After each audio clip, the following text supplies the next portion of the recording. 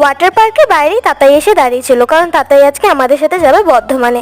বাইরে বেরিয়ে আমরা সবাই বিরিয়ানি খেয়ে নিলাম, তারপর চলে গেলাম স্টেশনে। ট্রেন চলে আসার পরেই দেখলাম ট্রেনে রয়েছে বীভৎস ভিড়। কিছু তো আর করার নেই, এই ভিড় ট্রেনে করেই আজকে বাড়ি ফিরতে হবে।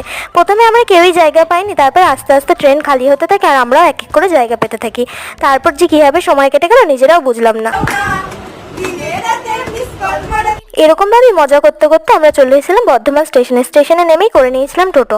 তারপর চলে এসেছিলাম বাড়িতে এসে লেগে পড়েছিলাম আমি আমার কাজে। যেই কেকটা আগের দিন কমপ্লিট করতে পারিনি সেটা বাড়িতে এসে আগে কমপ্লিট করে নিয়েছিলাম, কারণ পিউ 11:30টার সময় কেকটা নিতে এসেছিল। বান্ধবীদের কেক অর্ডার নিলে হবে না, সেটা আবার দায়িত্ব করে দিয়েও আসতে হবে। পিউ ছিল বাপের বাড়িতে, সেখান থেকে এসেছিল আমার বাড়িতে কেকটা নিতে। অনেকটাই রাত হয়ে গিয়েছিল, তাই আমি আর ভাই গিয়েছিলাম পিউকে ওর শ্বশুরবাড়ি পর্যন্ত এগিয়ে দিয়ে আসতে।